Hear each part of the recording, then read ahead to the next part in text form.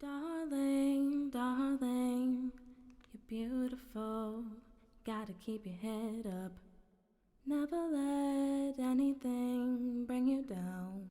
Hey everybody, thank you for joining me. What I am calling midweek yoga.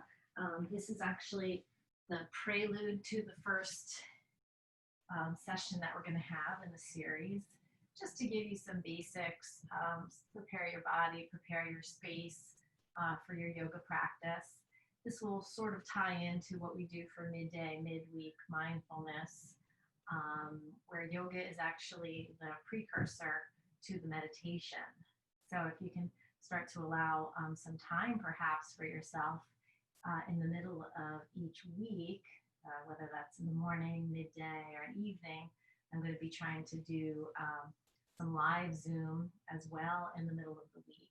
And this will kind of bring you to your midweek mindfulness shortly after. So maybe if you can start think about allowing yourself maybe an hour for the live class and maybe an additional 15 to 20, 25 for settling into not only Shavasana, but then into a meditation afterwards, that would be great. So I'm going to try to coordinate themes and just sort of feelings in the body, and that will take on the yoga practice and then bring you into the meditation. So just some pre things so that you can organize your space, that you're ready and prepared for the series. A yoga mat would be great if you have one. Probably can get those online really easy if you don't. But maybe even start out with like a beach towel or some kind of cotton towel would be nice, or a cotton blanket. But I like to have my little fancy mat here, which is just soft, and I kind of like it. It just is good for me if I get a little schwitzy or a little bit sweaty in my feet, which as the weather is getting warmer, that has a tendency to happen for me. So this is just kind of like a little felt topper, but normally there would be a yoga mat here. And then I like to double up on mine. My knees are a little wonky sometimes, along with the outer edges of my wrist where my palms are. So that really is a nice cushion for me. If that works for you, great. Otherwise, if you want to do one mat, I recommend having some kind of blanket. This is just what we call like a yoga blanket. And you can fold that and you can place that under your knees. Also use it as a little roll or a bolster, so you can always sit yourself up on it, which is kind of cool. I'm going to show you from the side. We usually come in to our postures in a seated position. I kind of like to have it really more perfect than this, either as a roll or folded a few times to get me a little bit of leverage. I'm sorry, lift, not leverage. And then we kind of want to have our knees a little bit lower than our hips. So whether that's in just a normal cross-legged pose, or if that's kind of opening yourself up a little bit, which we call Sukhasana, as easy pose, sugar pose, regular pose, cross-legged. Oh, sorry, my dogs. Or you can just sit in an easy Siddhasana pose, which is a little bit more of the hips open and feet are kind of tucked in or tucked on top of each other. And again, maybe having that little lift in the back is a great way to start. So mat, blanket. There might be a time where I'm going to have you bring in a bolster of some sort or a pillow, but that will be TBD. And then yoga blocks. This is good. This is cork. It's really sturdy. It's a little bit heavier, but most of the time it stays in the ground anyway. There's not a lot of smush to it, so it's not really absorbing a lot, but I personally like this very much, especially if I'm working with a bolster. It's really grounding and holds the bolsters nicely, and I feel like it's super safe for me and really holds my body. The other option is something more like this, where it's a little bit thinner. You can actually grip it, and it has some mush to it. So it's a foam as opposed to a core. And again, if that's not an option for you and you just want to try a couple of things out, I take like a real sturdy shoebox. I used to do that at work. If you guys remember, if any of you are joining me from the beginning, and just packing tape, get it nice and tight and wrapped up, and you can use that. Some people use books, if you have like stack of books, thick books. But yeah, something that's gonna like be able to support you and lift you and allow you to have some nice long poses. And as we go through the series, you will see why the blocks and the blankets and the bolsters come in handy. So without further ado, we already spoke about the sitting poses, which are pretty straightforward. The other thing to remember, and I like to say, if your feet are cold, you definitely don't want to be uncomfortable. You want to keep your socks on for a while. Usually in warm up, that's totally appropriate. You'll probably see me do it as well, although as the warmer weather comes, I like to kind of have my tootsies free. But yeah, socks tend to be a little bit slippery and not really allow you. So in the beginning stages, especially when your muscles aren't used to holding those poses, you might start to slide and that could cause an injury. So I would recommend highly bare feet once we are finished with warm up. And that's pretty much as far as, apparel is usually something loose, if that makes you feel okay, or maybe something a little bit more form-fitting, to keep the belly covered, to keep your décolleté covered, just to feel that comfort so that you're not constantly adjusting your apparel, although you'll see me, I'm constantly adjusting. It's not because you're watching me, it's just because I like to feel everything smooth, no lumps and bumps.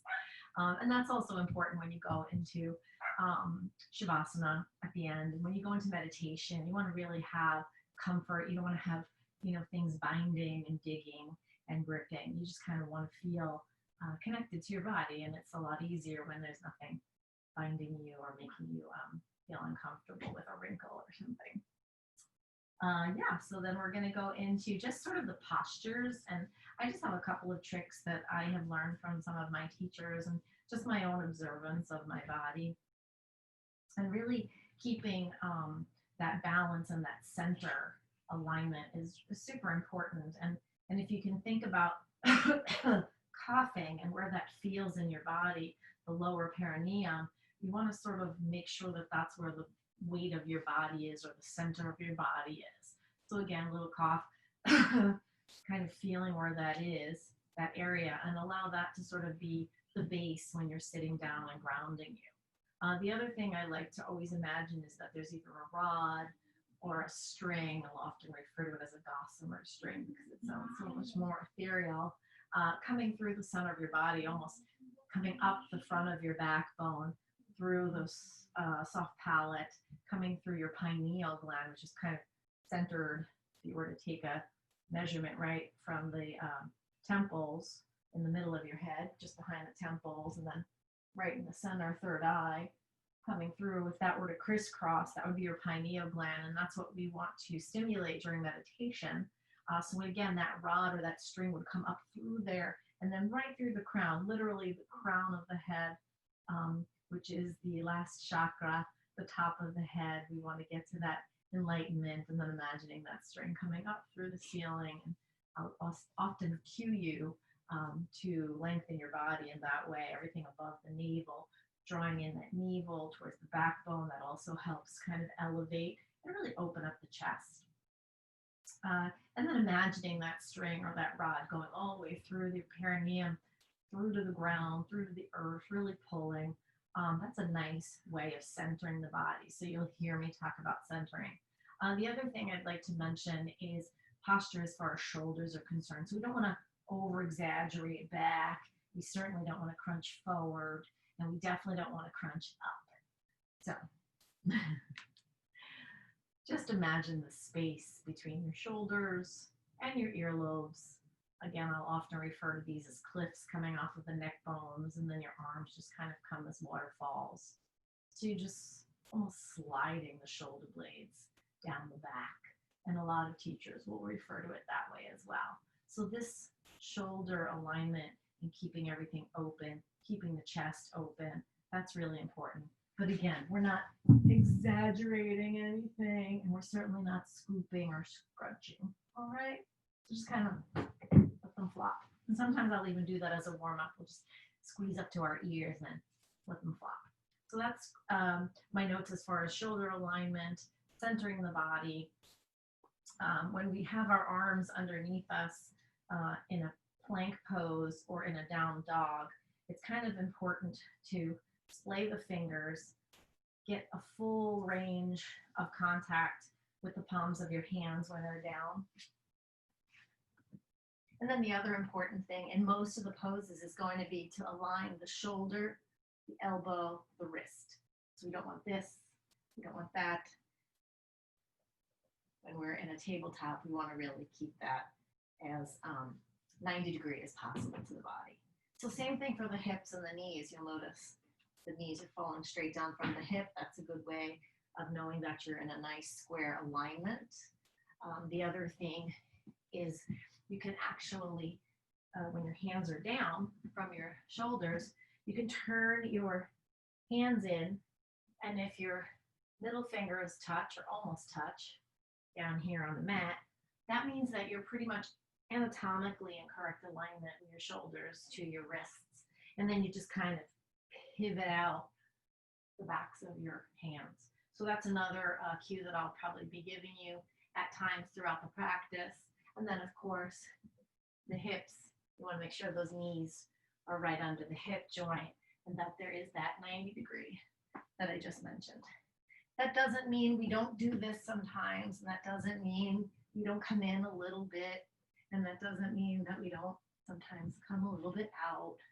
That happens too, but again, I'll cue you on those. I just want you to have like that basic body alignment. As far as the poses are concerned, again, sitting down is one way to start a practice. Some teachers, and I will probably myself, start the practice lying down.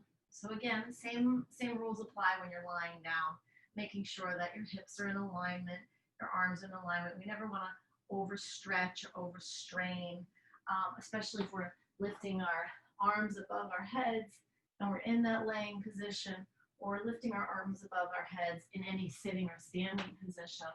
We always want to make sure that when we pick up, we're not overextending, right? Because those shoulders have to be down.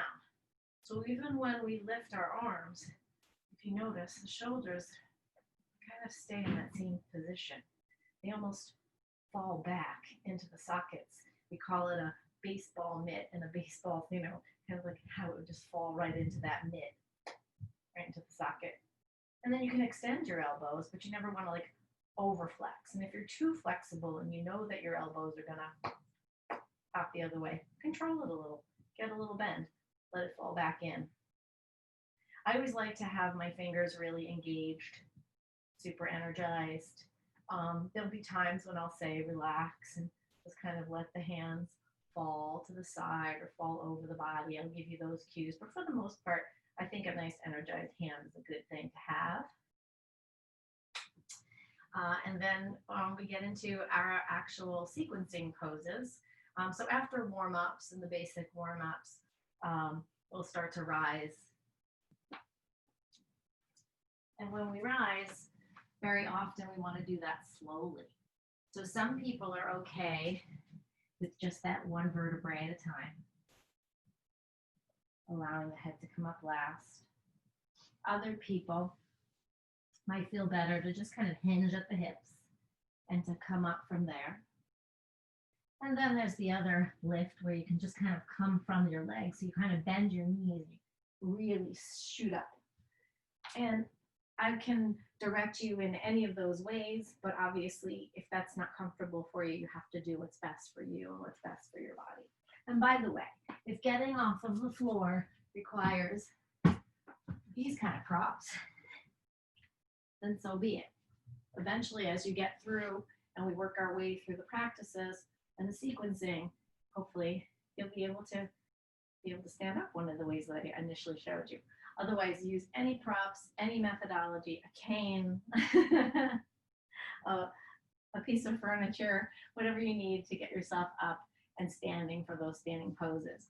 One of the main standing poses is called mountain pose. And in Sanskrit, it is Tadasana. And I always remember it because it's like, ta-da, Tadasana. So We can start that in one of two ways. We can do that with sort of our feet hip distance apart. Sometimes that feels more comfortable for people. Another way to do it is to keep the feet together.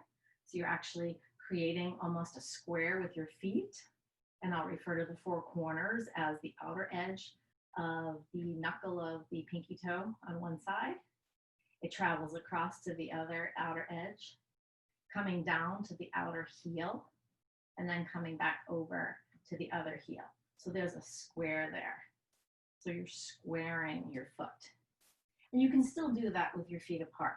The most important thing is to allow that center arch to kind of feel buoyant and to really feel like you're balanced and you're grounded on the four corners of your feet. Every once in a while, I'm going to ask you to lift your toes because we don't want to grip the mat. That's not why it's smushy. We don't want to grip it. We just want to be able to really feel all those bones connecting into the ground. So that's when I'll say grounding, four corners of the feet, and you can decide which feels most comfortable for you. Again, the hips in alignment, imagining that rod or that string coming through the body, the head rises, the shoulders are off to the side, and in Tadasana, some people do this. I've been taught to do this in Ashtanga yoga. So I like to continue that methodology and keep my hands facing my thighs. Again, I'm the type of person that keeps the energy in my palms. If you feel better, just kind of like letting it hang off to the sides, that's fine too. Most importantly, you almost have to feel like you're a tower, and that if a big gust of wind came along, you wouldn't be able to fall over. You're going to sway, right? Because most big buildings are built with a great foundation, but that allows the wind of change to kind of sway. And that's fine. And you'll almost feel that in a good Tadasana when you're grounded properly. The other thing important to remember is in order to keep that stability in the legs, in the foundation, you want to be able to engage your knees. You're almost like lifting your kneecaps. I don't know if you're going to be able to see this, but I'm going to try to engage and lift my kneecaps. I'm not sure, my eyesight's really bad, but you want to feel that engagement in your quads and your hamstrings, and then just a little bit in the bottom of your glutes. The other thing is you want to draw in the belly, so we're not sucking it in like this, because when you do that, see what happens? You just want to draw the belly in. Imagine that you're bringing it towards the backbone, especially in those exhales, releasing the air, allowing that to pull in. And that's really stabilizing your foundation. And then you're just going to, again, without exaggeration, standing, opening up the chest, expanding the heart, and you're in Tadasana. And I'll also allow you to either keep your eyes closed or slightly open, just looking over the bridge of your nose. Sometimes you start to feel like a little rocking. You might want to find a point about 6 feet in front of you on the floor, preferably not something that's moving like your cat or your dog or someone you're exercising or practicing with. And just find that spot, focus in on that. It's called a drishti. So it's a gaze that you take, very light. You're not laser focused into it, but it's definitely helping you to find balance. And that's going to start to help you when you're doing any tree or balancing poses where you're maybe on one leg or maybe on 2 legs, but you're feeling a little wobbly. It's always good to find a focal point. And that's kind of a lesson in life, right? We're feeling a little bit off. It's nice to find that one pointed focus and to really allow yourself to fall into that. It calms down the body, it calms down the mind, and that's what yoga is really all about, is again, preparing us for meditation and allowing us to feel that mind-body connection and fluidity and balance and a whole bunch of other stuff that hopefully I can help teach you or guide you through as we go through the series. The other thing I wanted to mention, other than the Tadasana pose, is just hip alignment when we're doing things like, we'll start with a warrior one, for example. A warrior one, your toe is going to point to the front of the mat, whether it's the right or the left, it doesn't matter. I'm going to always try to move around for you so that you can see what the rights and the lefts look like. but eventually you'll get into the hang of it and you'll start to just feel and know in your body where everything is. So the toe will point out, and then this back foot, this toe will actually point towards the corner of the mat. So we don't necessarily want to go here. We want to go here. So they call it a 10 degree or 45 degree, 15 degree. I don't know. I'm not really good at degrees, but I just know how that feels in my body. And the whole idea of the Warrior One is to have your hips facing in the same direction. So facing in the same direction. And you notice my feet are not on the same plane, right? They're almost like railroad tracks. So that's the setup for a Warrior One. And then we bend into that knee. And when we bend into the knee, the forward knee, we want to make sure that we can get as close to a 90-degree thigh, calf, shin, parallel. Thighs can be parallel to the floor. We're going to get a nice bend in there. And it might not be possible for you to always get that heel connected. I know for me, the right heel is a little tough because that's my driving foot. I'm much more flexible in my left heel. You're going to notice that about your body in general. You're going to be more flexible on one side than the other. Totally cool. If you need to pick the heel up, I understand. Eventually, you'll just imagine that heel drawing back, drawing back, drawing back, and then eventually, oh, made a connection. I'm on the ground. This is cool. Again, the hips are going to be facing the direction of the front leg. And in Warrior One, we like to raise those arms, again, not squinching up the shoulders, bringing them down, letting them fall into the sockets, and bending into that knee, and just a little slight lift the backbone and the chest, maybe the gaze coming up towards the corner, top of your room. And that's a nice Warrior One, I think. And then we're going to go into Warrior Two. So Warrior Two, if you notice, I just went like that. So no, those hips are no longer necessarily facing the front of the room. We kind of have an open hip. Not completely this way, but I've definitely opened up that hip. And how I did it was just taking a little bit more of an angle with my heel. So again, I'm not necessarily here, although I know a lot of people that do go into their Warrior Twos this way. It's still not as drastic as the Warrior One. I would put my hip this way, just like that. And we're opening. That's an open hip pose. So we do that same thing with our front leg. The difference is now my chest is sort of open and facing to the side, as opposed to that Warrior One where I'm facing that way. Okay. Hands come to the tops of the back of the right thigh or the back thigh and the top of the front thigh. Arms come out and they're on that equal plane and they're completely equal from your shoulders, same plane, same rules apply. Inhale, exhale, make sure we're bringing that navel towards the backbone. And then the gaze actually comes up over the middle finger. One other crucial thing to remember is that this knee, when we're in an open hip pose, it needs to draw towards its side, which is really allowing the true meaning of an open hip pose. Sound good? Okay. We've got Warrior One, Warrior Two. Those are your basics. There's a couple of other things that we will be doing. There is, in this first series, we're going to just have some fun and do a half moon pose. So again, the block would be very handy. And it's really about coming into a balance. So again, your toe is going to be pointing towards the front of the mat, almost opening up your hip, kind of like you're doing a Warrior Two.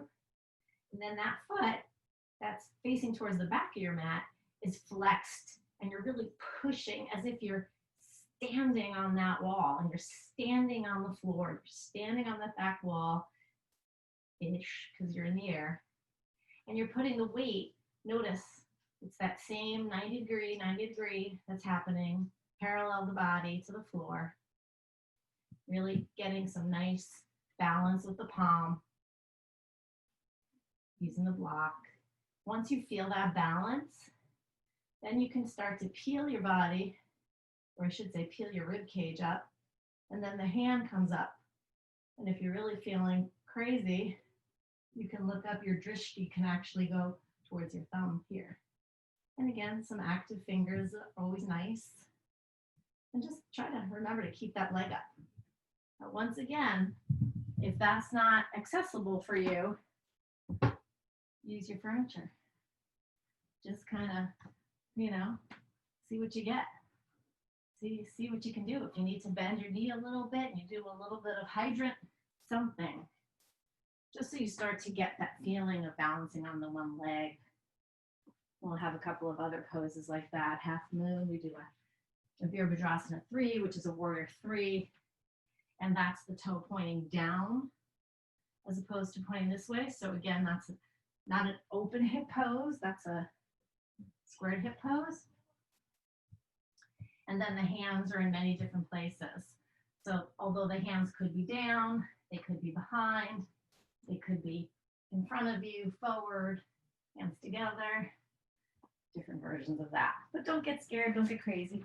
I just want you to focus on those hips, where they're facing, keeping the shoulders down, keeping your jaw loose, keeping the tongue loose, allowing the roof of your mouth to just sort of be like a reverse hammock. Breathe. I'll give you the breathing cues. I'm a little out of breath now. Yeah. Eyebrows relax. That's always a good one too.